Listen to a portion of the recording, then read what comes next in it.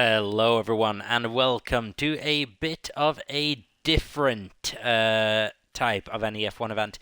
It is time for the Mystery Grand Prix in New Era Esports. The track reveal will be coming right up. None of the drivers knows where we are going. That is by design, for they shall have as little practice as possible. Wouldn't that be entertaining? A race when no one knows what we are doing one little bit.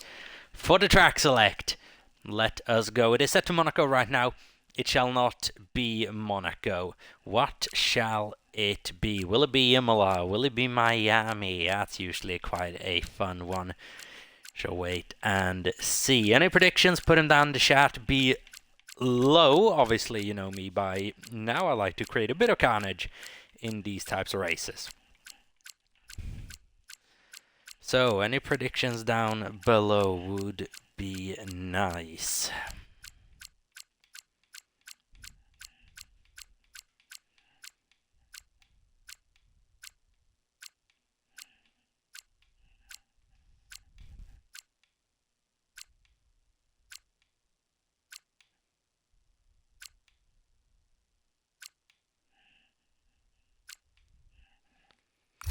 Ladies and gentlemen, we are going to Yas Marina for the Mystery Grand Prix. We will go to a waiting screen for just a couple of seconds before we get started. So bear with us for just a couple of minutes. We will be right here starting this event. Don't go anywhere.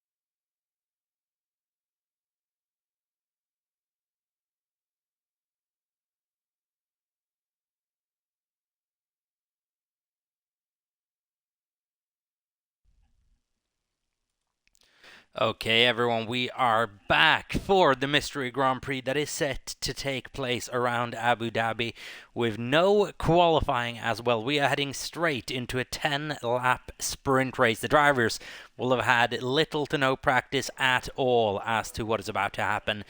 And this is a circuit where you usually aren't too exposed to wet conditions, so it could be very, very interesting. We'll be waiting for just a few minutes for everyone to get their setups in order and get their starting tyres on. You would imagine by the downpour it is wet tyres then. No qualifying means no chance of practice whatsoever. You have one formation lap to get used to the track layout in the wet conditions, and then we are set to go. So we are throwing everyone straight into the deep end here immediately, which, into the deep end, turned out quite well actually. At a circuit which is very, very flat as well. Not too much undulation, not too much runoff in terms of track surface. There's a lot of runoff space, but there's not a lot of ways for the water to disappear here. Quite a flat circuit. Obviously not meant to be raining. The most experience people have of driving this circuit in the rain will be on the young drivers test back on, I believe, like F1 2011, 2012, something like that. I believe they had a section where you're driving, I believe, through Sector 2 in the wet.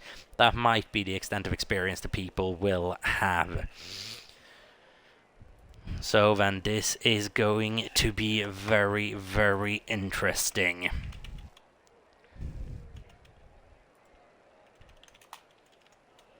As I can confirm now that the ready up has been given, we'll be going straight into this, then we'll be going in blind as well.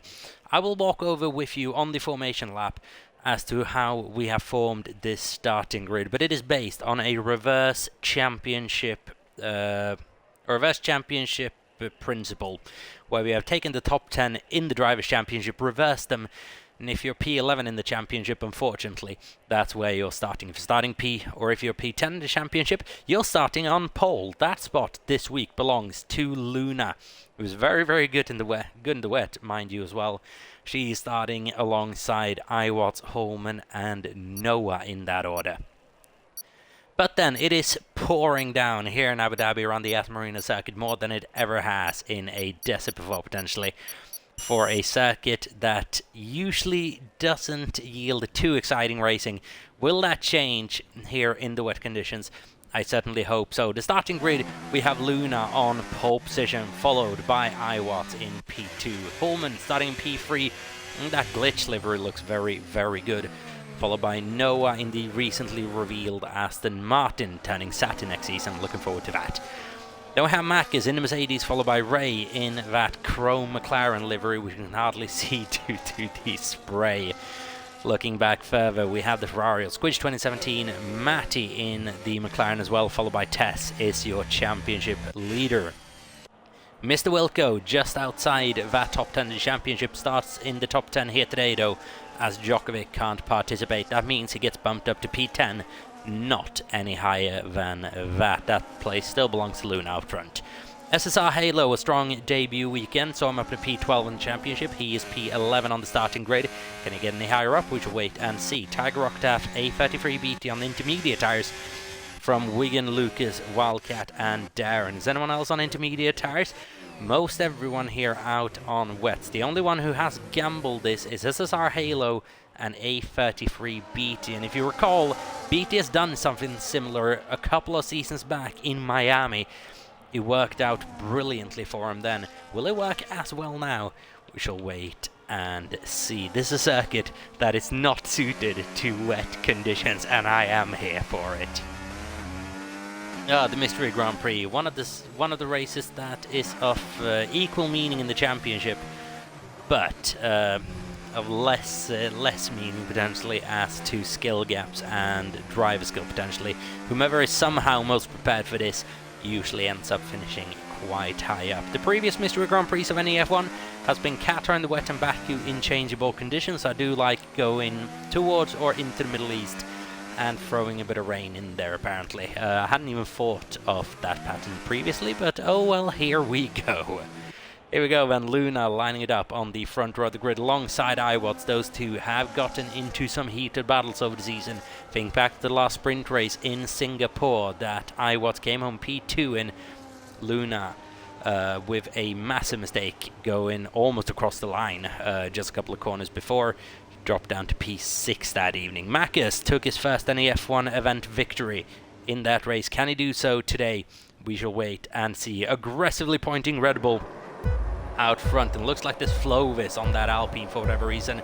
But we have 5 red lights, and it is lights on. Away we go. Luna gets away well on those wet tires. Iwas has to cover off Holman, who'll be trying round the outside maybe. We can't see hardly anything as there's Aston Martin chucking it down the inside. Forces Holman a little bit off track. Everything good and fair, but Luna holds on to P1 for the time being. Iwatts P2, Holman P3 ahead of Noah, with Ray now making up decisions on Noah. Gonna have a go at Holman in a little bit. Has the cover of Noah down the inside into the hairpin though. That is your main overtaking opportunity in Sector 1. There'll be a couple more, but that is one of the biggest opportunities in this race. Squidge, Matty, Tess all moving up 1 place. Macker's down 4. It's not been a good start to the sprint for him. What can championship leader Tess do as well? Not advantageous conditions previously this season in the rain for Tess, and now he's just getting tangled up with Matty and Squidge there as Matty tries a little switchback move into chicane, can't quite make it work. Squidge maintains that position. Noah and Holman alongside each other as well, and they are holding the field up. Let me tell you, Luna and Iwatts 3 seconds ahead of this battle that you are seeing on your screen now. No mandatory pit stops here. We'll keep an eye on ABT as well on those intermediate tires, as well as SSR Halo. They'll come into their own in a couple of laps time when a dry line is beginning to form. Ray is putting immense pressure on Holman at the moment, with a Ferrari apparently down his inside that you could not see. That might just allow Matty a little opportunity into the next couple of corners. On board with the other McLaren then. Can he take championship rival Squidge for a fool? Maybe into the final corner? No. Just, he goes for that little dive down the inside and makes it stick. Well done there for Matty Adam to take P3 in the championship. Squidge and reigning champion for P6 there, and that's another position up for the race start. Luna leads this race by 2.2 seconds. Then is another 2 seconds down to Noah in third. Holman is sitting in P4 at the moment, but he is being attacked all over the place from Ray 25, and then Matty's coming up quickly behind. Matty has been good in these conditions. Was there contact at the back? I believe Tess and Squidge might have gotten tangled up with each other, and yes they did. Tess past Ferrari into the hairpin, and now trying to catch up to the back of the McLaren ahead. That is a fast Red Bull in a straight line, let me tell you that. Closing in a bit on Matty Adam. Not going to be able to make a move from back there though, even in these conditions. So I believe Matty just got a little tank slapper on coming into the chicane and not out of into. It's a big train going on. Overtaking opportunities are limited. Visibility even more so. As maybe here goes Matty down the inside of Holman. You have a championship to think about, Matty, and you've got to be very careful as to how you make those kinds of moves. As Matty now alongside with Tess into the hotel section. Is he going to be able to maintain that position? Yes, he is. Where has Holman ended up in all of that? He is sitting in 8th place right now. He'll be really frustrated with Matty chucking it down the inside of that particular corner. You would imagine that, I'm sure, will be reviewed after the race. So then, Ray 25 currently sitting in P4, looking to have a go at Noah. Ray, who had a disastrous start to the season by his measures, has really come alive during this this second quarter, if you call it that, and is a big reason why McLaren is involved in the Constructors' Championship at all. Not just maybe the top guns for it. Red Bull at the moment leading that Constructors' Championship by, I believe, 3 points. As we're only on lap 3 out of 10, so it's going to be a long sprint race this, but could throw up a couple of cliffhangers indeed. After this, we'll be doing a lobby restart before we get this Grand Prix started as well. Just make sure a couple of settings and such are in order. Mac is then in one of the last paying points position along with Holman. Squidge has dropped back a couple of positions. He's in P9 at the moment, trying to make that work. As for SSR, Halo and BT, I don't believe those intermediates are quite working out how they were hoping they would as of yet. The wet tyres is tyre 2B on at this stage. Wigan, Wildcat and Darren are the last couple of runners. That's a very nice helmet from Wigan, by the way. Gold, red and black. Absolutely gorgeous. As Luna's controlling this race, and by a margin as well. She's out in front by 4.1 seconds. And such has seemingly been the case in these last couple of sprint races. The driver on pole has been able to get away with it. Luna as well, exceptional driver in wet conditions. The question is now for the Grand Prix, how much can Matty and Tess climb their way up the field to make sure that this does not happen for the Grand Prix? Because if she ends up 5 seconds out in front, she's over a second per lap faster than Iwat. If this maintains for a couple of laps during the Grand Prix, Luna will be very, very hard to catch for a Grand Prix that could throw in a spanner or two. She'll wait and see.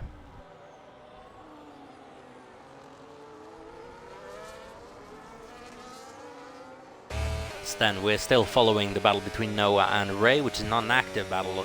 Ray just trying to find some sort of way past, but right now it is completely slammed shut on him. Noah not close enough to Iwas to start thinking about a move, as Luna extended to 5.5. So what's going out back then? Tiger Octave Lucas Hull is tangled up in something as Star Halo is following them. And we'll watch as Azar Halo and BT with a little bit of interest, because if those intermediates start working well soon, then could be issues. But the rain is just coming down. You're not really seeing that dry line begin to form in the kind of way you'd want to for an intermediate. There's a drier line, but it's not dry enough for those intermediates to start working optimally. Maybe if they were in clean air, but they have the spray of the cars ahead to contend with, and that's just going to set them back by quite a significant amount.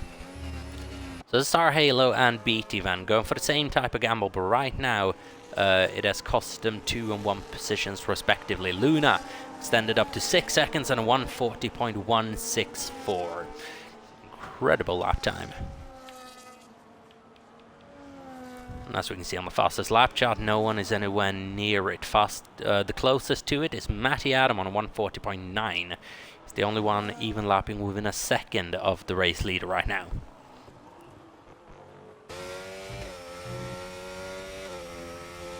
So then, and this will be an interesting dilemma as well. If Matt can catch up to the back of Ray, does Ray very, very quickly let him go and maybe have a little go at Noah towards the end of this race, as Lunax extended to 7.2 seconds.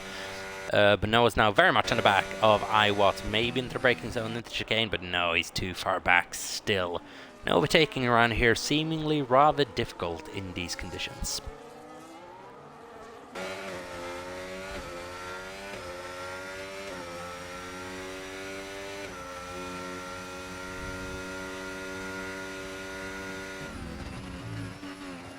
Now Iwat's doing a stellar job just controlling the pace that he's got, making sure no one is able to get too close to him. And he was brilliant at doing this in Singapore as well for the Grand Prix sprint, just managing that P2 slot that he had then as well.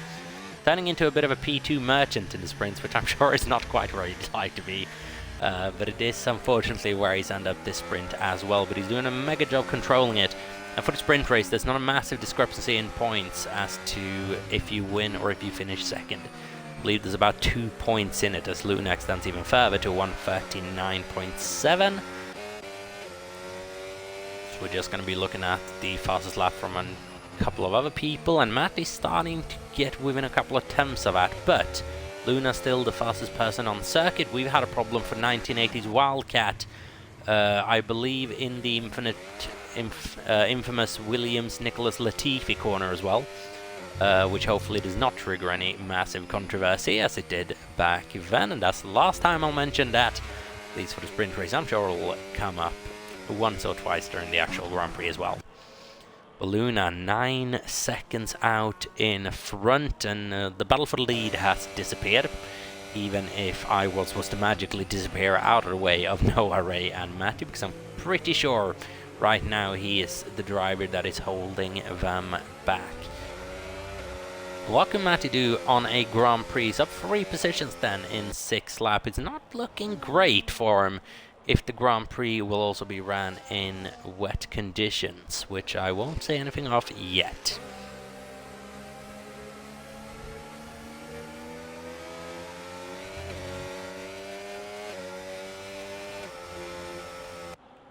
So then Matty and Ray, just one position ahead of Tess is Matty Adams, but it is gaining a little bit of ground in that championship battle. As for Squidge, he's been able to rustle himself back into the points and is now maybe just lining up Mackers for a little move up at P7. Is Mackers going to be able to get a decent exit? Now we're starting to see that dry line form. But how is that going to work out for Halo and Beatty? That is the question, as iWatts remains out front then, as you can see on the left-hand side of your screen, the bottom left that is. As there goes Squidge through on Mackers for P7, and he's now 3.8 seconds after Tess and Matty. We're free to chase after, because right now I believe iWatts is a bit of a roadblock with 4 whole laps remaining. So it's a long sprint race this. Everything can still happen. One little mistake as well from Luna should be mentioned, and the race is wide open. Such is pressure of driving in wet conditions like this, but this circuit and this type of track climate clearly suits her very, very well. So an Alpine once again then heading towards the top step of an NEF1 podium. Noah heading for his, I believe, second podium of this season if he can complete this P3 challenge that he's currently on. Doesn't look like he's able to really put iWatts under any prolonged pressure to be able to make an overtake, though. Matty is now going to pass Ray, or maybe been left by, it's hard to tell. He is going to start putting a bit of pressure on Noah and then iWatts. Crucial for Luna now, and also for iWatts, who's involved in the Constructor Championship battle, that Matty doesn't get any further than this. If Matty gets alongside Luna for the start, then we could have a very, very interesting battle throughout this race. As for both Tess and iWatts in the Constructor Championship, I think they'll be quite happy keeping the McLarens in between them. So that'll be a little something to watch out for. Say Beatty has now started gaining positions very, very late on, but now you can see the traction of that Racing Bulls just started working a little bit better. And he's starting to line up Tiger Octave and Mr. Wilco, and maybe is there a point in this? I do reckon the wet tyres were maybe the one to go for. But look at things, Beatty moving to cool down his tyres a little bit and getting out of sorts into the braking zone, and that is all momentum Beatty had temporarily halted. As Noah on the back of iWatts then is not a circuit that promotes overtaking this, especially not without DRS. And Matty on Noah is going to send one down the inside, shows his hand, trying to get Noah to go a little bit wide, and he has. So then, Noah a bit out of sorts, iWatts a bit out of sorts, Matty, was that a bit of front wing end plate that I saw coming off that McLaren? Does that mean a bit of a smell of blood for Tess behind? The front wing looked intact. It looked like there was some piece of debris that came off some car then, but it won't have been anything. Never mind, might have just been some sort of effect to show them coming together. Matty Adam then, for a couple of more laps, or for a couple of more corners, sorry, has to stay behind Noah 48 in this battle for P3, and iWatts doing everything he can right now to hold on to the P2. He's doing a very, very good job so far. As Lucas Hull on a set of wet tyres trying to do something on Wigan and Darren Style. Keep in mind the finishing position of this race is where you start the following race, as the Hasses have had a problem battling each other. That's Darren Style down a position and having further issues. And maybe without a front wing end plate as well. That would explain a massive amount of understeer on that Haas car.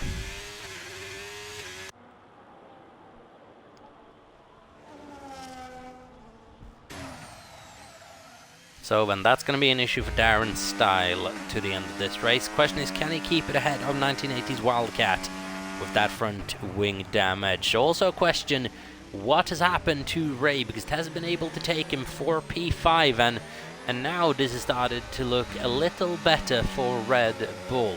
Matty desperately now will want to get something more from this race, but a bit of distance between himself and Tess by placing that hopefully roadblock for the Grand Prix, in Matty's opinion. That could be Noah 48. Can Matty just get that little move done that he's been lining up for a couple of laps now? But overtaking, very, very difficult here. As you can see, Noah just closing in a little bit under braking on iWatts there, going into the hotel section. That's a lovely little overhead we get as well, and Darren's been given a 3-second time penalty for track limits infraction. Here comes Matty on Noah, maybe something into the final corner, shows his hand, forces Noah to go wide, and that's an opportunity of a lifetime, one that Matty's going to seize on. Brilliant attacking driving from Matty, just forced Noah into a mistake, who's going to have the inside line for the next corner though, and it's going to be side by side for the first turn, but Matty is through into P3. That could be massive for this race. Noah just going deep as a result of Matty showing his face a little bit into the final corner. Coming out of penultimate, he got a brilliant run on him, and that was enough to unsettle Noah ever so slightly. Now then, Matty on the final lap, is he going to be able to do anything about his old championship rival and very good friend as well? We've seen this, not at this particular circuit though. iWatts and Matty. Is Matty going to be able to do anything versus that Red Bull that he's fighting so fiercely in the Constructors' Championship battle as well? Rear lockup from Matty's not going to aid his endeavours one bit. Needs to out-traction iWatts on the exit now, but he hasn't. And how much battery does he have to play with? Luna is on her way to her maiden NEF1 event victory. It's not a full race victory, but a sprint is nothing to be ashamed of at all. It's a good points haul for the Spaniard, who becomes the first driver of Spanish origin, I believe, as well, to finish on top of an NEF1 Grand Prix. We say congratulations to Luna on a dominant sprint 16.9 seconds in 10 laps. Luna takes the sprint race victory with the fastest lap in the end as well.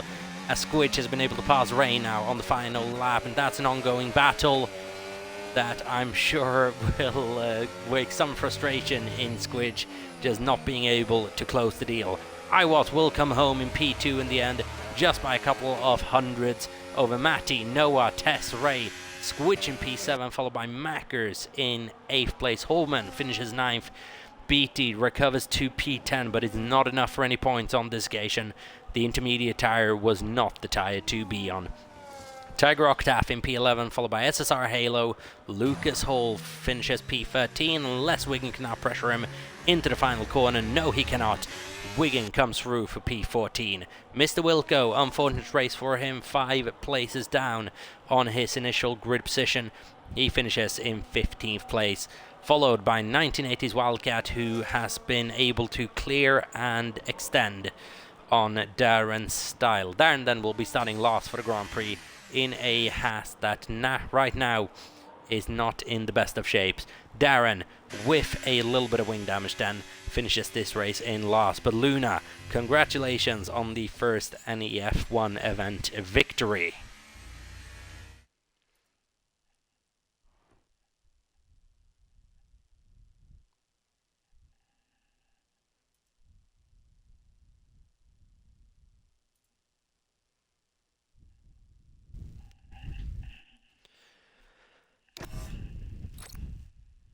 So then there we have the sprint race results. Luna absolutely dominates the sprint race, followed by iWatts and Matty Adam is your starting free for the Grand Prix as well, so keep that in mind. We'll be going to a couple of minutes worth of a break. We'll also be going to a lobby restart, so don't go anywhere. If you're in the game, you can exit this lobby. We'll set up a new one for the Grand Prix, and we'll be back within about 10 minutes or so for the continuation of this event. Thank you very much for watching so far. Stick with us. We'll be back within short.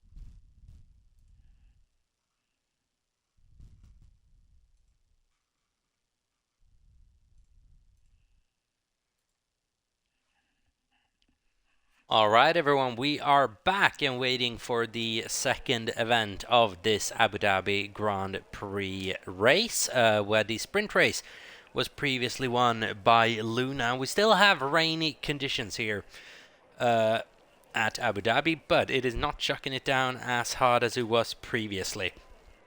Could that be a good thing for Matty Adam, potentially being able to make an extra overtake or two? We shall wait and see. But it does open up the door for a little bit more competition. Luna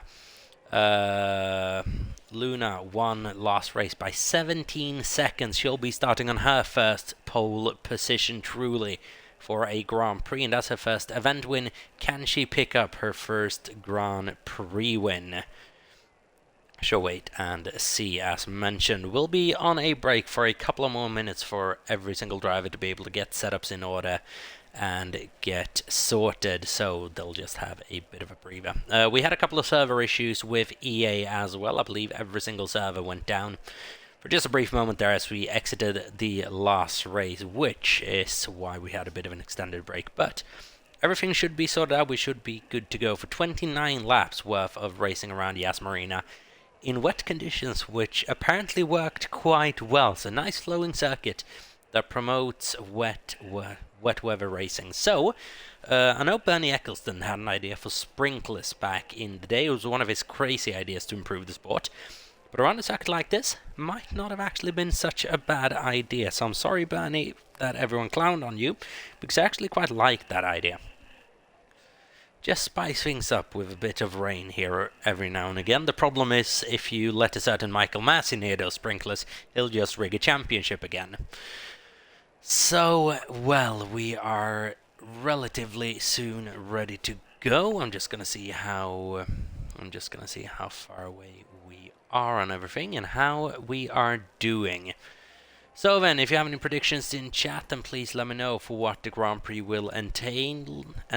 But Luna will be starting the race from pole position and is the favorite so far to win this Abu Dhabi Grand Prix.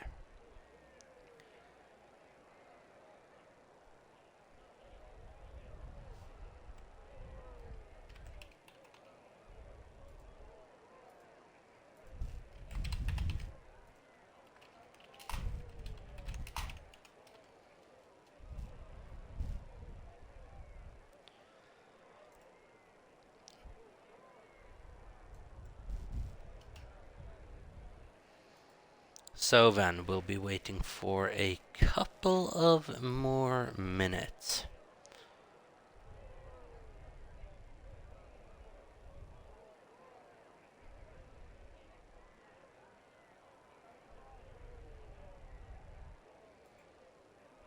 As there is speculation in chat regarding the weather settings as well. Obviously, I know them, I made them. We shall see how they interpret over the course of this rain. Light rain for the start of the race. Overcast conditions with a little bit of a drizzle. Is going to make for a significantly faster track, but also maybe a bit of a track which can catch people out if they are not careful. Luna was asking about red flags as well, and they were supposed to. Unfortunately, it's an admin screw-up. We didn't announce it, we didn't mention it in the driver's briefing, etc. So I did make the call to bin that off for this Grand Prix, just to make sure we didn't have any absolute craziness if we were indeed to have one. So just to make sure we didn't have those types of issues, I made the decision to bin them away. We'll be looking at other ways to test them for the season, perhaps. But for this race, it was decided it was necessary to scrap them just before we went going. So then, light rain conditions as Luna starts the formation lap with iWatts alongside her yet again. Matty Adams starting in P3 this occasion, so a significantly better position than it was in starting P8 on the previous race. Noah is P4. Is he going to be able to hold up Tess a little bit? She'll wait and see. On intermediate tires versus Ray and Squidge as well. Mac is starting in P8 then, followed by Holman, just missing out on the points in the sprint. A33 BT. Those intermediate tires apparently started working very, very well in the wet race. In the sprint race, I should say. Sorry, this is also a wet race. But due to wing damage and traffic, it wasn't able to make anything off that pace. which is why we didn't really see any movement from ABT. Tiger Octave is in P11, followed by SSR Halo in P12, that's where he finished Grand Prix, followed by Lucas, Wigan, Mr. Wilco has been disqualified from the formation lap, he'll be allowed to take the start. 1980s Wildcat was just able to get ahead of Darren Style by a couple of seconds. Darren with the front wing damage, he'll be hoping to have a better Grand Prix than he did a sprint race. Opportunity for points is ample here. We should have some sort of... we should have a little bit of carnage, hopefully. It wouldn't be a Mystery Grand Prix without it, but these Mystery Grand Prix usually have been quite civil in the past as well. We'll await the results of this. I can see our beloved friend Jamar's watching stream as well. Please wave and say hi, how you doing, buddy? Hope you're doing well. Former teammate alone in Ferrari right now. He's currently sitting in P7 in the driver order here. Didn't really make any progress for the Grand Prix. Got stuck behind a little bit of a train, I believe, quite quickly after the sprint had started. One thing to keep an eye on now is Luna's parking that she didn't really get right in the sprint race. Gonna be a bit more careful with it this time around. Actually parking towards the outside line. I was not necessarily as aggressively pointing towards that outside as well. Maybe a bit of a calmer line then, as we are seeing everyone line it up on the final row of the grid then, and we are good to go for 29 laps worth of racing action around the Abu Dhabi Yas Marina circuit. As here we go, Luna versus iWatts, take two with Matty just behind, and we are good to go for the Abu Dhabi Grand Prix for the second time today. And Luna once again securing the start, and now it is all about building momentum as Noah has been able to take Matty on the start, and Tess has been able to get ahead as well. There's a McLaren in the background getting very, very untidy. That was Ray with a massive moment there, down a couple of places, and everyone is moving about places, bar Luna and iWatts. Luna immediately running away with this by a second again. So then, now it is crucial for Noah, Tess, Squidge, Matty, who's had a very, very bad start, down 3 places, so immediately Matty. It is crucial for them to get by iWatts as quick as possible, because we've seen what happens when we pit the wet weather pace of Luna and iWatts up next to each other. However, those effects will be made slightly lesser with this slightly more forgiving weather, should be mentioned. The forecast at the moment is intermediate tires, and then we'll wait and see what the weather does as we get further and further into this race. Crucially for Testo, he's gone ahead of Matty on the start, which is everything he needs to do in order to have a good race around here. Shall wait and see how this progresses. But Luna has gotten a perfect getaway once again, leads this race by a second over iWatts and Noah.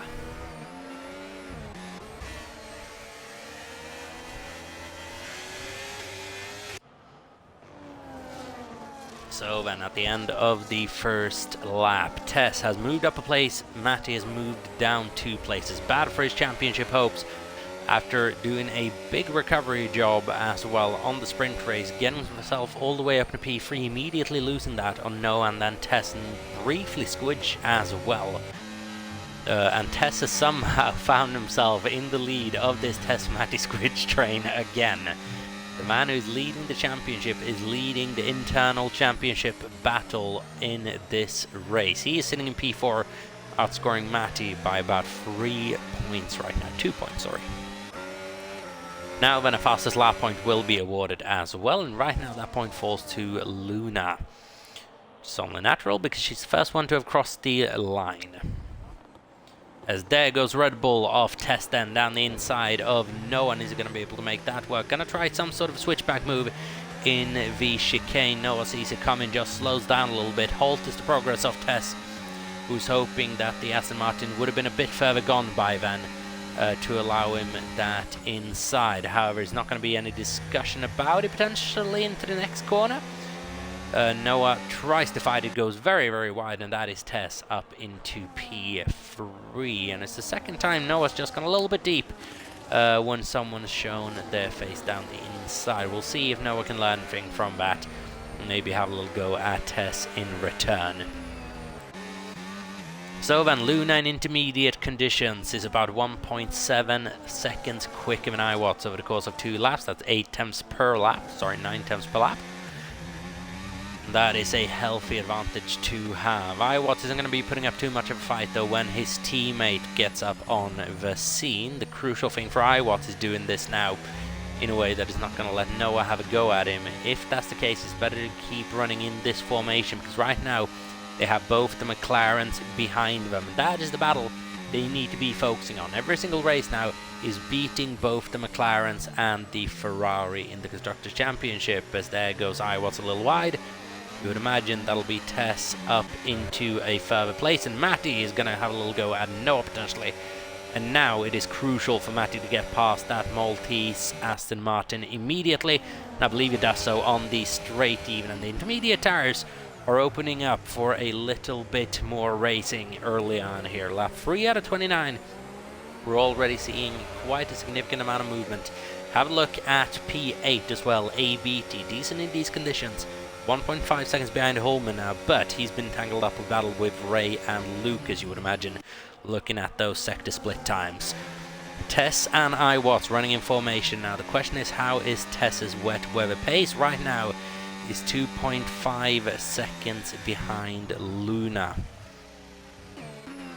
Now the track that is getting slightly darker by the look of things as well. We'll see how that plays out over the course of this race. Squidge is in P6 at the moment, sitting behind Noah 48 in the Aston Martin. It's been passed twice in the last couple of laps. First by Tess and then Matty Adam. Luna sets a new fastest lap at the Grand Prix, and no one's able to match that coming across the line. Luna still the fastest car on circuit.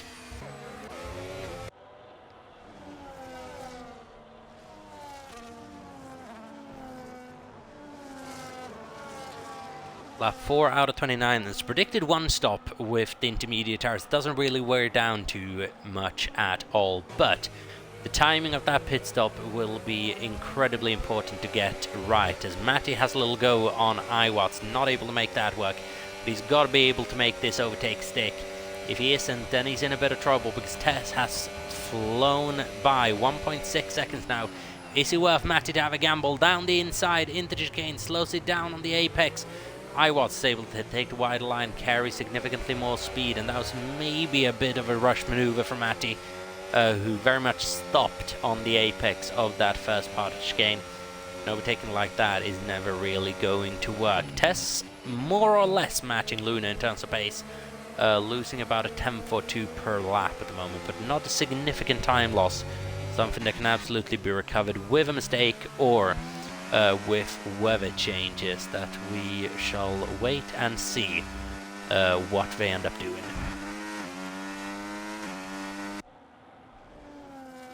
Right now, Luna 3 seconds out in front. Tess is 2 seconds out in front of iWatts, and that is holding up Matty significantly. And Matty, who had a chance at a win here, getting quite close to Luna on the start, and we know Matty has very, very good wet weather pace.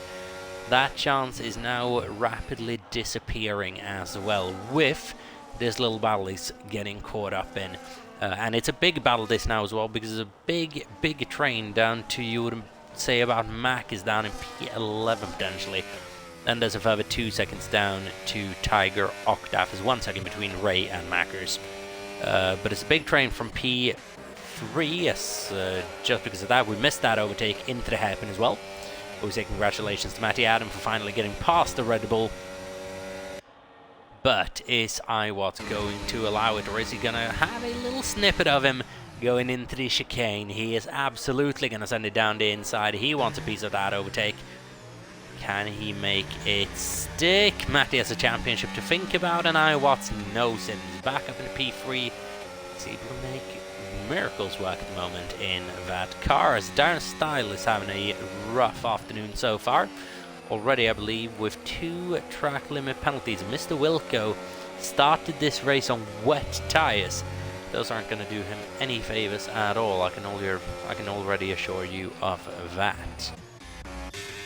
So 6 seconds worth of penalties then for Darren Style is not ideal at this stage of the Grand Prix at all. Luna's extended to 3.3 seconds.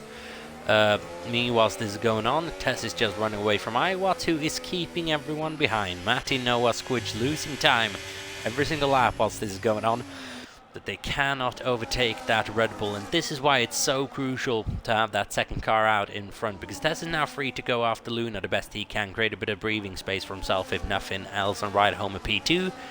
Meanwhile, Iwatts is holding back the rest of the field. Even when Iwatts inevitably gets past, potentially, it feels like right now, it'll be very, very much too late because Tess already disappeared down the road.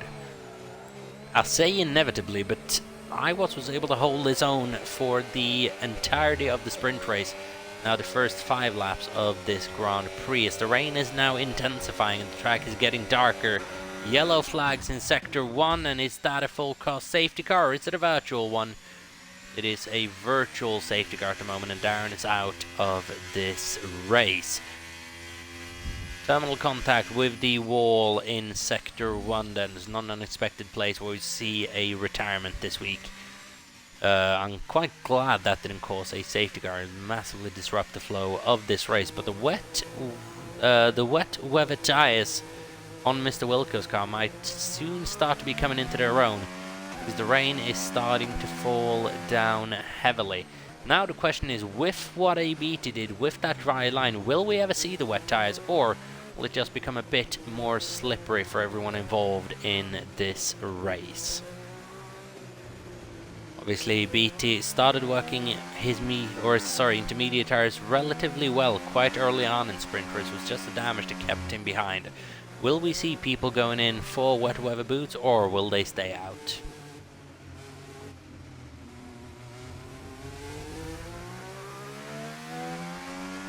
Everyone's got to be careful with that timer as well. It's not worth risking a drive-through penalty over, as 1980's Wildcat does receive a drive-through penalty, as Matty goes into the pit lane with that virtual safety car for a set of wet weather tires. So does a couple of other people actually. Squidge goes in for new intermediate tires, which is a bit curious. Matty goes in for fresh wets. Octave in for inters. ABT gets a 10-second time penalty for ignoring yellow flags. You would imagine that's an overtake in a tricky condition. If that penalty is still applied at the end of the race, it could be investigated, but we'll assume it isn't. I believe Luna's made a mistake somewhere, because Tess is now 2 seconds behind the Alpine when the rain is significantly intensifying. Those intermediates now are a very, very difficult call. Do you stick on them, or do you come in for wet weather tires? BT will be in the best position to judge that, alongside with who else made that call. I believe it was SSR Halo, who is still out on those inters. Now gets a bit interesting. Matty Adam made the call to go into the pit lane. Squidge made the call to go into the pit lane. No one else did. I thought it was more moving in pits than that, but no, it wasn't too much. You would imagine then we're going to see a majority of the drivers stay out. The crucial thing is, what does Luna do here? Knowing a couple of people went out to wet tires, she stays on. I think that's the right call without saying anything in hindsight. We'll wait and see what the result of this is, but we are moving towards a darker track in terms of time of day as well, and we are moving towards heavy wet conditions.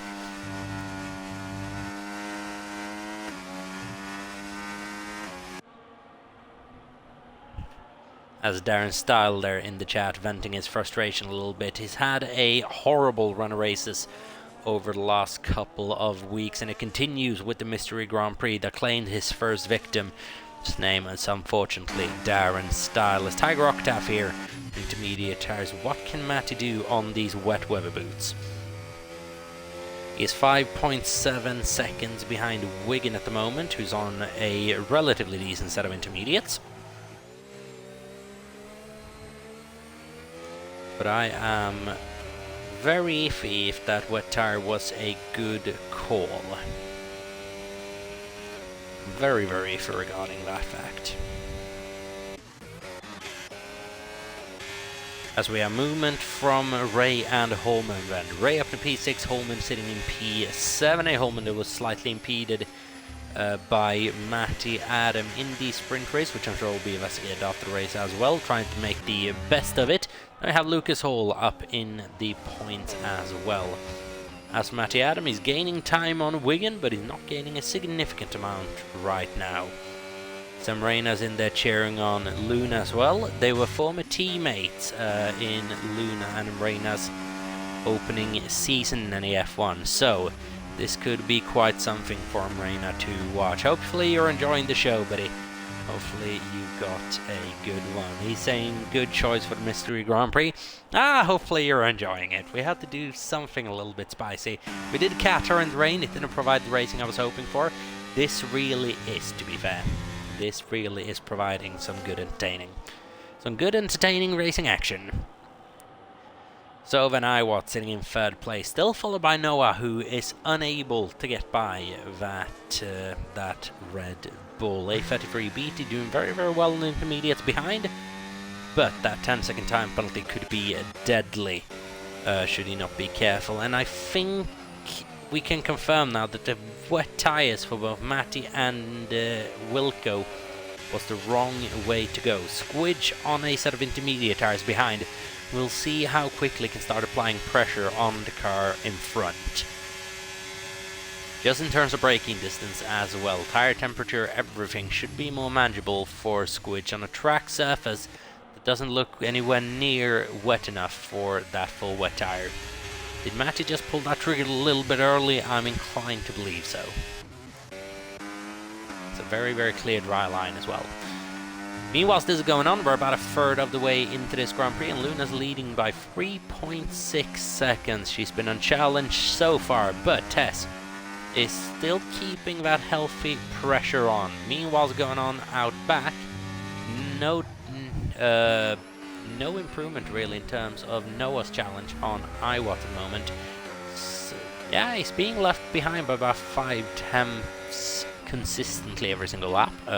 Not being obviously left behind, but yeah, you understand what I mean. The English skills, they every so often just get the better of me.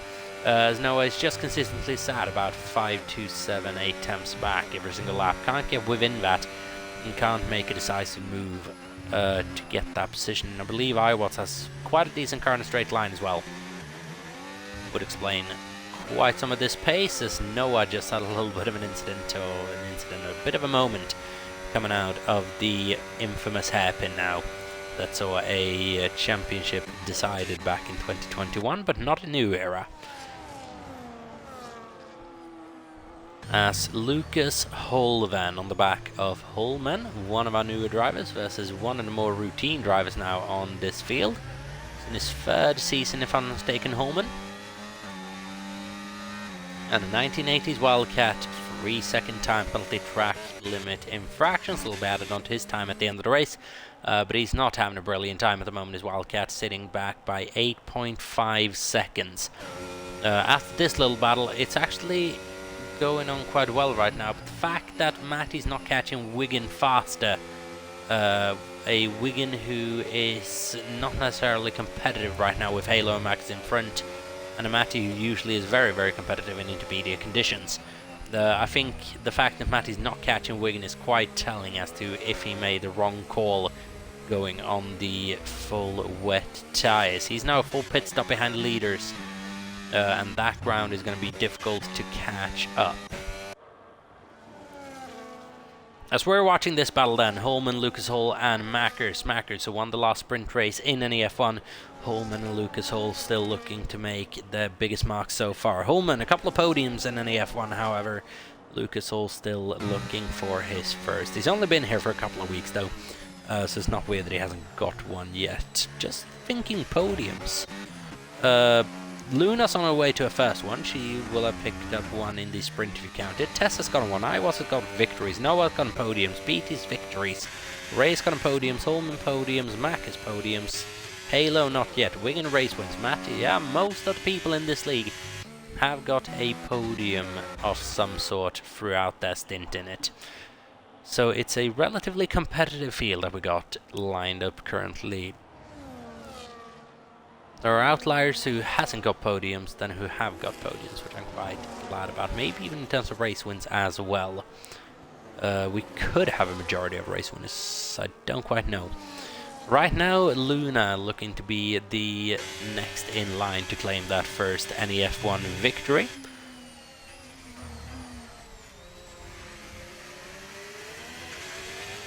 The last person to claim his first NEF1 win might have been Tess, if I'm not mistaken, back in, it would have been season 8 or 9. Season 8 it would have been Tess's first victory in NEF1. That would have been the last maiden NEF1 win, I believe. Tess in season 8, so it's been a little while. Before that we had Wigan and Squidge with their wins. I believe those would have been it as well. It's a long history now in this league. It's hard to keep track of. If I'm not mistaken, Ray's still looking for his first win, which I'm sure will come. Holman, not yet a race winner, and Mac is not yet a Grand Prix winner. It's a sprint winner, keep that in mind. Wigan had won a sprint back in Season 3, won his first Grand Prix back in Season 5, if I'm not mistaken. That was the Canadian Grand Prix then. And Squidge obviously distinguished now with an NEF1 Championship star next to his name, and a Season 10 Championship on his belt. As here we go, then he might just be able to make a move on Matty this lap as well if he carries a bit more confidence on the brakes, but just can't get by that McLaren ahead. The McLaren's going to be looking eerily similar next season, as we just found out. I must say that Aston Martin though looked absolutely brilliant that was just released. So thank you, Aston Martin, for finally revealing a livery that is worth the brand.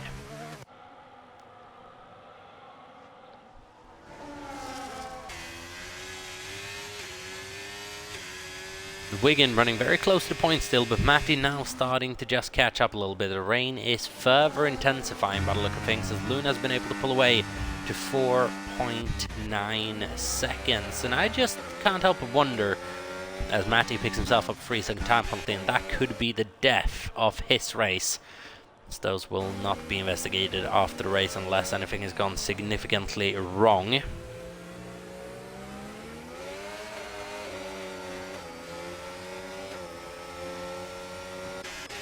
They both get by Wigan very, very quickly. That 3-second time penalty could kill any momentum and any good chance of a result that Matty had. With these wet tyres now, let's see if he can start just getting a bit of distance on Squidge, or if those intermediates just work too well, even in these heavy wet conditions. But I think we can confirm we have now. We're not more than halfway into this Grand Prix yet, so there's still a long, long way to go. It's going to be a long race this as well. A bit of a longer event than usual due to the lobby restart as well. More laps on offer.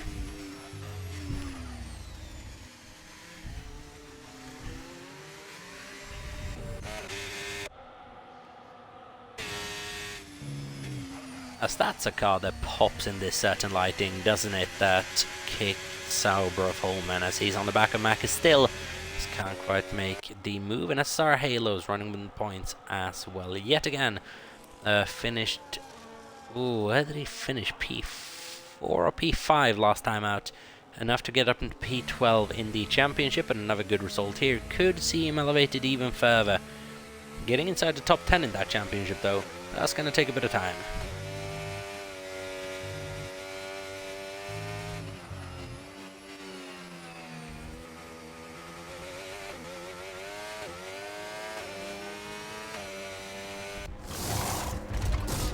As here we go, Noah in the pit lane then, as we're approaching halfway stage of the Grand Prix, and that means the one mandatory pit stop in this race. Ray is completed, Matty stays out on the wet tyre. Matty's now got to be careful as to not let the guys on fresh intermediate tyres behind eat him up. I'm looking to Noah now. How quickly will he start chasing down Wigan and Squidge?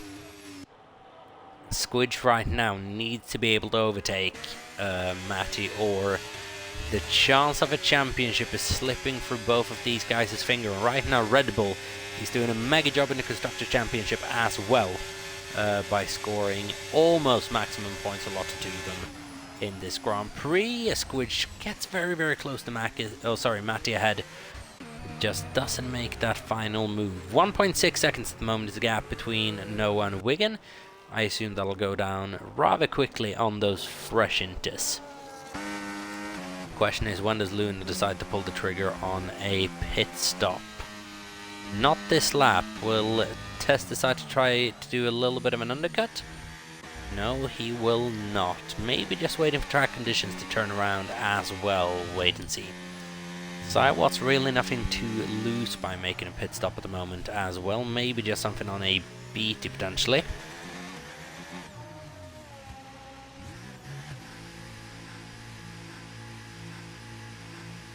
As Iwatts then comes in, is it going to be wet tires or going to be intermediate tires? It's intermediate tires for the second Red Bull, who's on a good position. He just gets out ahead of Lucas Hall coming in. Then that was important for ABT not being another 10 for 2 back, or it would have been held just that little bit. Could have cost him quite significantly. But where does Iwatts come out? Comes out significantly behind Squidge and Martin. Significantly behind actually as well. So the thing with Matty and Squidge now, they might have to ride out the end of the race on these tyres, and that is going to be painful. That's why Squidge came in so early, to fit another set of intermediates. I'm not quite sure, because he just set him back a pit stop.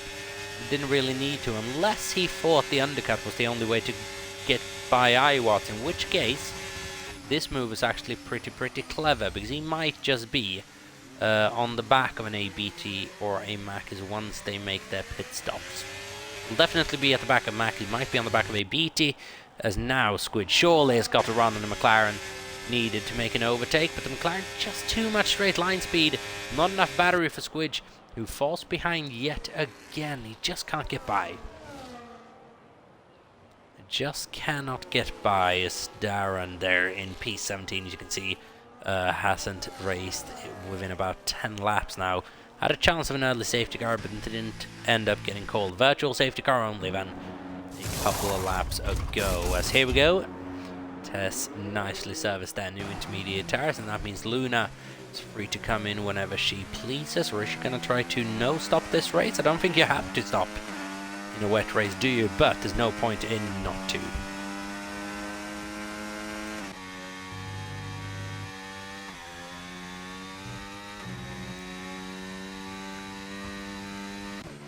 Lap 16 out of 29 for the Mystery Grand Prix. Even the Mystery Grand Prix, that's very much been a mystery to people.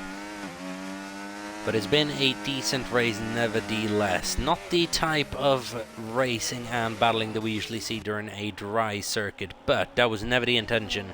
It's a different style of racing, this. A bit like endurance racing, just got to be very careful as to where you...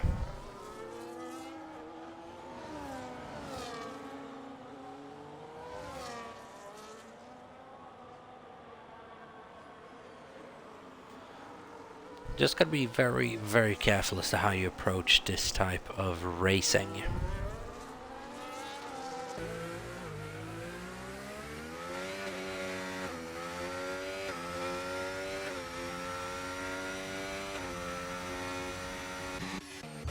As there we go then, Luna pulls the trigger on a pit stop, and I say BT now maybe gonna be able to get by the Alpine. That could throw a little bit of a spanner in the works potentially. Luna into the pit lane then, in that Alpine, new intermediate tires going on. Where is she going to come out in regards to a BT, who is staying out another lap, mind you. 15 lap old intermediate tires, looking relatively worn as well. But I believe Luna's going to come out well clear of, well clear of the Racing Bulls, well clear. And Tess now stuck behind Mackers as well, and overtaking not the easiest in this type of a track condition.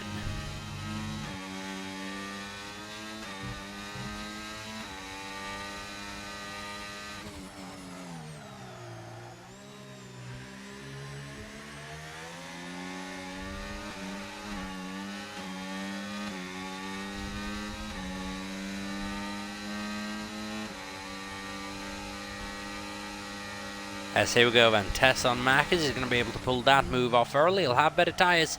Just try something on the brakes. It's a massive lockup from Tess, that though. Going to cost him a bit of tyre performance. Mackers got to be careful on exit now. I don't think he's going to fight this one too hard. No point in Tess is right by Van into the chicane, locks up, but Makis goes way too deep into the corner, allows Tess to get by. The gap is 4.5 seconds, 8.5 seconds between Luna and Tess then. As Tess starts chasing down a BT, who, if he can keep this going, is on for a very, very good result. Bit worried for Matty where he's going to end up at the end of this race now. If it was the pit, he'd come out in between Holman and Wigan.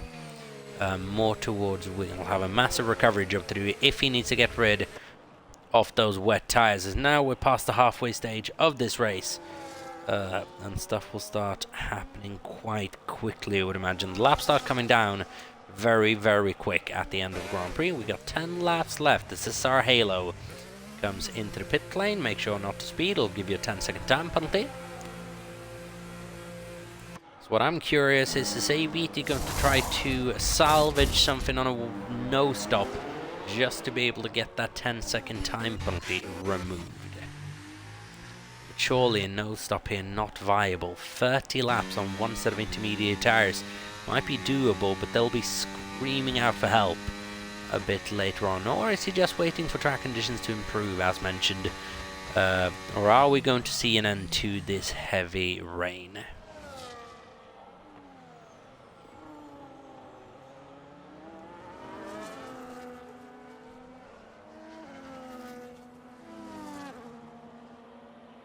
As Wildcat picks himself up another 3-second time penalty, and I think it's time to put that penalty chart on instead of the lap shot. Keep this in mind.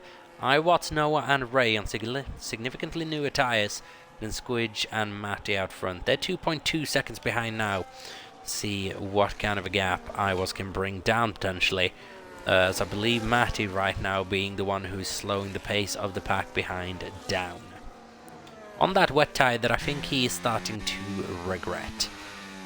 Tess approaching the back of a BT. They are losing time to Luna, who is absolutely dominating this race at the moment. She has led from start to finish in both the sprint and right now the Grand Prix as well, with 10 laps to go. Just gotta keep it very, very simple now. Keep it very, very easy. As Kit there in chat, being sad that he couldn't participate today. Iva's been doing well in the Mystery Grand Prix in the past. So yeah, it's very much a shame that you couldn't. We have had some sort of server issues throughout the day, though, obviously them being put on full display in between the sprint and the Grand Prix race. So maybe it just had something to do with that. We'll investigate and see after the race, obviously. But hopefully we'll have you back for next week and for the, is it the start of the European Tour, if I'm not mistaken? It could be. I'll bring you that information a little bit later on.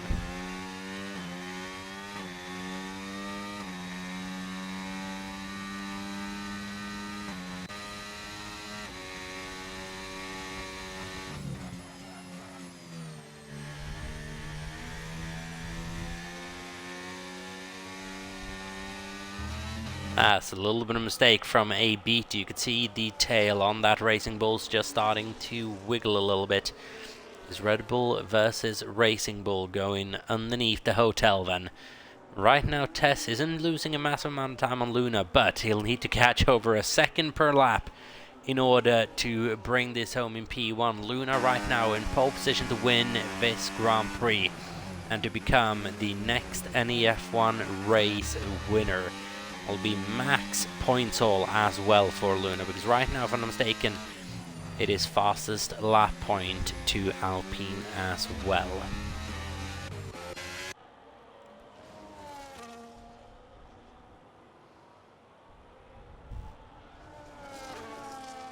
So then, Matty, Adam and Squidge, still that battle is ongoing.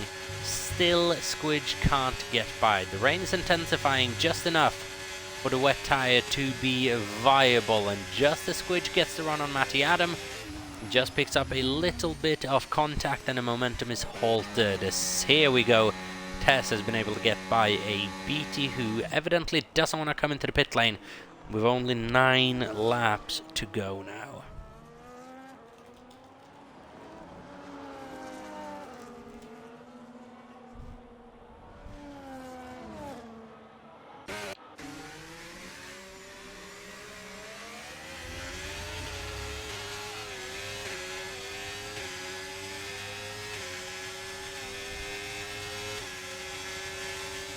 As here we go, and he's going to be able, surely now you just must dive it just to try to get out in front, but no, Squidge tries to force Matty a little deep, is successful too, but just can't do anything on exit to make it work. Matty, however, if he can make the end of this race work on that tyre, he might just be on for some sort of result anyways. A BT, I'm telling you, if he can keep this going with that 10-second time penalty, you would imagine that'll be removed with this particular strategy, otherwise he should have come into the pits. He wants that penalty removed, that's why he's not going into the pits and losing another 10 seconds. You would imagine he could be on for a podium here. Mackers at the moment would claim that on track, but that will be investigated, I'm sure, after this Grand Prix, and BT could be on for the first podium of the season. For Luna, Tess and BT at the moment is the provisional podium, with Mackers in P4, Matt in P5, and Squidge in 6th place as he's approaching the outside of Matty into the hairpin. Tries to force Matty to go wide, but he's just so calm and composed at the moment. Matty doesn't make a single mistake, doesn't do what Squidge wants him to, hugs the inside for the chicane, tries to force Squidge to do something to react, but no, everything very, very calm and collected, and overtaking next to impossible right now. If your name is Squidge 2017, if your name is Noah, and you want to send an aggressive dive on iWatts, overtaking might just be possible, and there finally Noah gets a move done on iWatts that he's been setting up for about 20 laps at this point. And now then, is the McLaren of Ray about to pounce as well on iWatts, perhaps losing a bit of momentum? No, just can't as of yet. But ABT maintaining about a 5-second gap to Mackers out in front.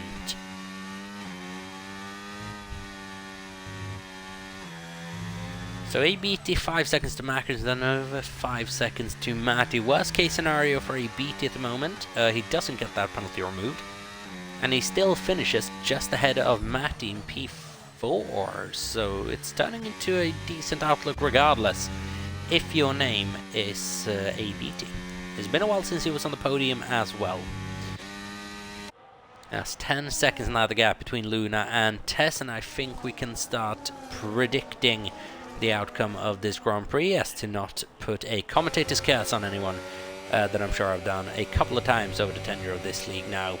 Ray now is going to be desperately trying to get by iWatts, and this is going to be crucial to the Constructors' Championship as well, as Red Bull over the last couple of weeks have very, very much gotten going. I do feel a bit bad for iWatts, to be fair. Something happened to him during the strategy phase of this race, and the man who was looking so good is now severely affected by ABT, Mackers, Matty and Squidge. That could be 4 positions up potentially if everyone had run the same pit schedule as he did. But that is not the case at the moment. The biggest gainer of this race so far is ABT up 7 positions. iWatts down 6 positions. Biggest loser, unfortunately. It just didn't quite go his way on strategies. I think we can start locking in that ABT and Mackers especially will not be coming into the pit lane, as there we go, finally Squidge has made it by Matty Adam, and that's going to put some added pressure on BT. But we can see now that the rain has gotten a bit lighter as well. The dry line is beginning to emerge even quicker, and now we can just see how much time Matty's losing to Squidge ahead, and is that pit stop time potentially for Matty Adam? Yes, it is. Matty can do nothing on those wet tyres as the track is drying up, but how much is it going to dry up? Will we just go to Inters, or will we see dry tyres at the very, very end of this race? Right now, it's definite intermediate conditions, but this is Matty well outside the points. That's how bad this race has gone for him, unfortunately. With the call to go on to the wet weather tyres, it did not work out.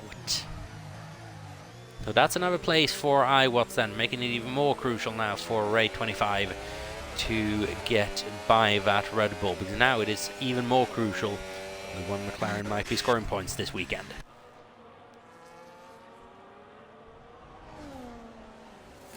That's going to put some additional pressure perhaps on Mackers as well, with a fast approaching Squidge behind him. Squidge can be very, very fast in these conditions. He's got new tyres as well. As for Iwatts, I don't know if he'll be able to go on the offensive potentially. We have yellow flags going through Sector 3. I don't know who's in Sector 3 at the moment. Who's in Sector 3? That is 1980s Wildcat, and he is along with... Was that Tess perhaps lapping him? Yes, it was. So that is why we had yellow flags. Was those blue flags being waved for Wildcat as he gets stuck on the curb a little bit on the exit of the final corner, and those curbs are lethal, and supposedly that's what got Darren Stahl, from what I'm hearing, as well. The exit curb, the entry curb, you would imagine, to turn 2. So we'll just go on board. It was intermediate conditions then. Could be this curb that ended up getting... Yeah, I can see if you flat over that curb, I reckon it could probably send you quite far left, you would imagine, and that could be the end of the race done. Very, very unfortunate for Darren Stahl, who's had a rough couple of races. Looking to rebound strong then, next phase of the season in Europe. Mr. Wilco's also had a very, very difficult race. He stuck back in 14th place, 16.5 seconds behind Wigan, who was looking good for points for a little while, but then something just went wrong again. And you would imagine, again, it's at that pit stop phase where everything just disappeared. And Wigan right now might be running the most boring race out of anyone. Stuck in 13th place, unlucky 13th, 11 seconds behind Matty Adams, 16 seconds ahead of Mr. Wilco. I don't think Wigan's going to see another car if he tries this race. Or can we maybe spot a car out in the distance if we go on board with Wigan? No, there's no McLaren. We can't see the McLaren ahead. Unfortunately for Wigan, it'll be time trial to the end. As for Ray W25, it'll be push mode to the end, and if need be, push Iwatts out of the way before the end. Another additional 2 points is on the line. It'd be a 4-point swing as to what the championship live standings currently are. As Tess has just ate up a little bit into Luna's advantage, the gap is 10 flat, now 9.9, going back up to 10.1. But it'd be about 3 seconds per lap at this stage, plus an overtake, which is going to be next to impossible. As no on the back of Squidge now, who is closing in on Mackers, but not quite fast enough. Matty salvages something of this race right now with that fastest lap. He won 36, and at least 1 point to Matty this evening. You don't think that Luna would have the capacity in those tyres to be able to beat that lap, but the wet weather pace is there. We've seen this throughout the entirety of this session. Luna on her way to her maiden NEF1 victory, and as said, the first Spanish victory in New Era history, if I'm not mistaken. We've had Portuguese drivers, we have had Indian drivers win a Grand Prix, we've had Jamaican drivers, we have never had a Spaniard stand atop of the podium in the Alpine as well, doing the Fernando Alonso challenge but slightly more successfully.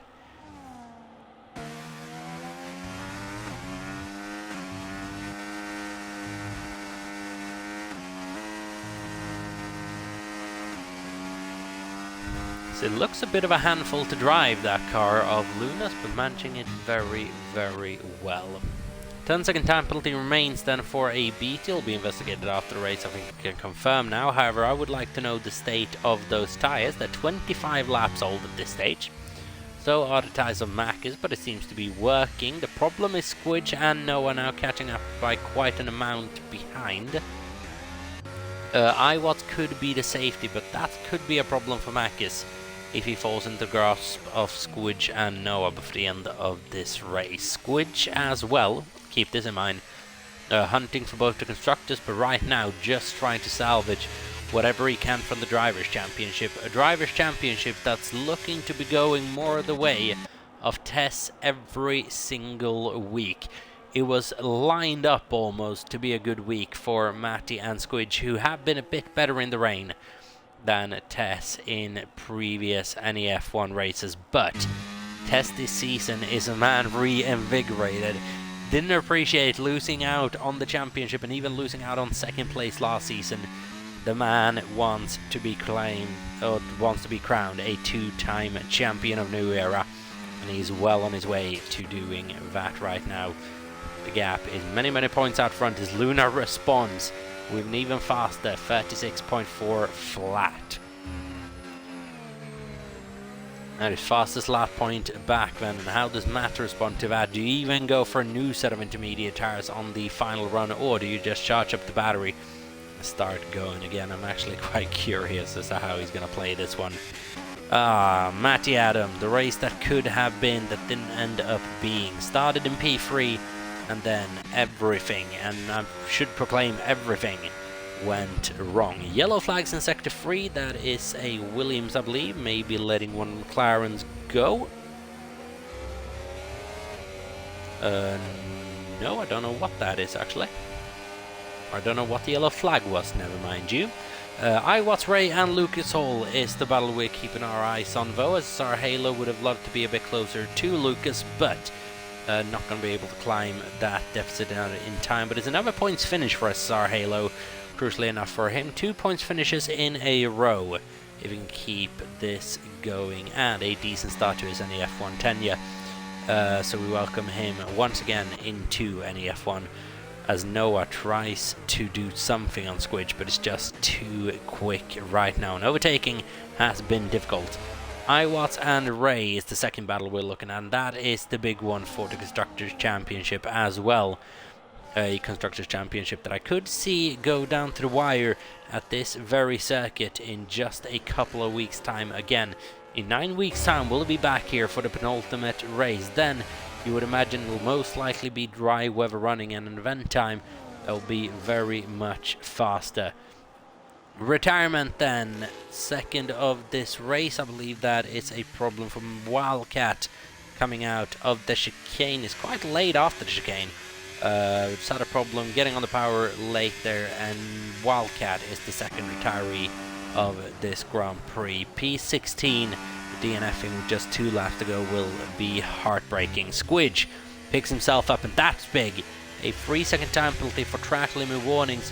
It's brilliant for Mackers. Will give him a bit of safety. It is brilliant news for Noah as well, as he'll now be able to just sit behind a little bit. Does he focus on Mackers and a potential podium, a guaranteed P4? Or do you just sit behind Squidge and grab the additional couple of points? But not good for Squidge 2017 there on the last couple of laps as well. Final lap beginning very soon then for Luna, a driver who has not scored a podium yet. Has been very close, but we knew the wet pace was there, as Ray has now finally been able to get by Iwatts as well.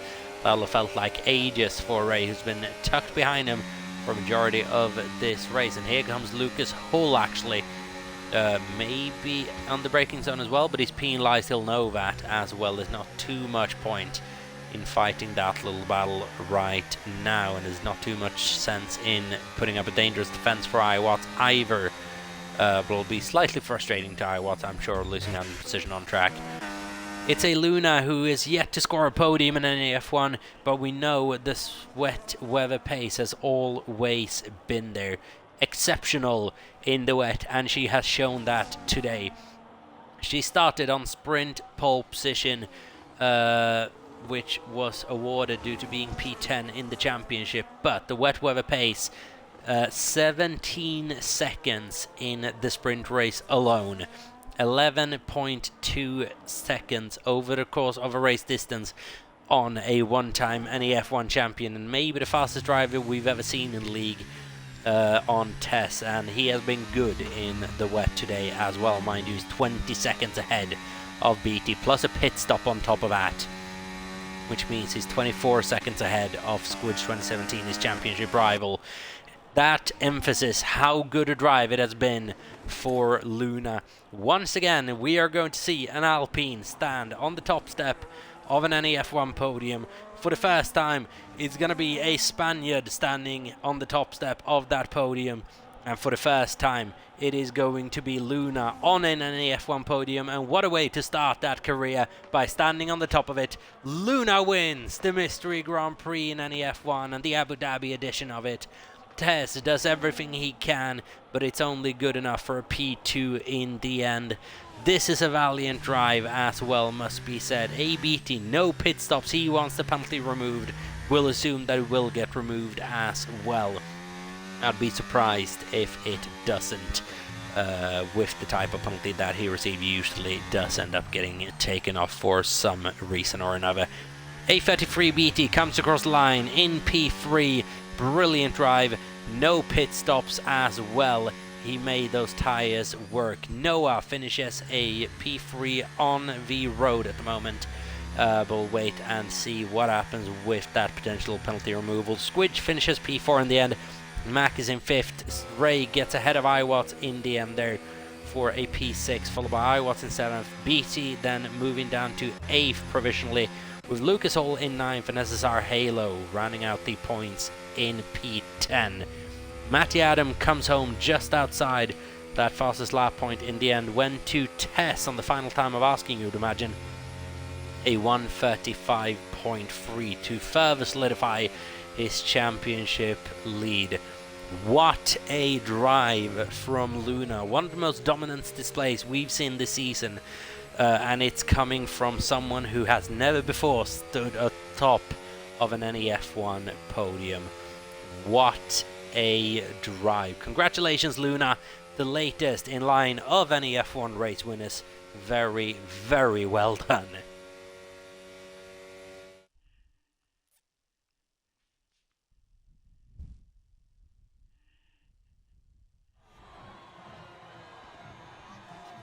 And there we go, Luna standing on the top step of an NEF1 podium for the first time, and that's gotta feel good. It's Spain on the top step of the podium for the first time as well. Congratulations to Alpine as well for a brilliant constructors result.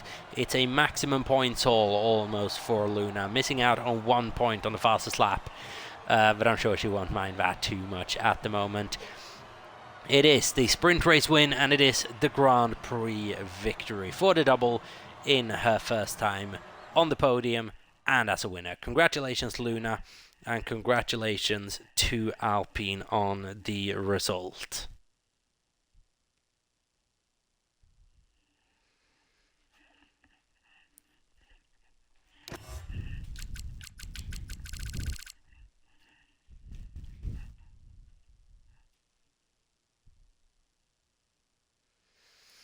So then, that is the end of the Mystery Grand Prix for this season. I hope you have enjoyed it. 1 week to go until we start the European stage of the season. Then I'm going to give you a report of where that will take place. Next time out, we are heading for Italy for the Monza circuit, the Temple of Speed in NEF1. Very narrow, but very, very fast, so you don't want to miss out on that. Thank you very much for watching. Once again, one sprint race to go, and that is Italy, mind you, as well, next week out. So, no qualifying at Italy. Once again, it's a second consecutive sprint race. I hope you will enjoy the format. Until then, we will see you in a couple of days' time when NEF1 returns. Thank you so much for watching. Once again, congratulations, Luna. Have a good one, stay safe, and peace out.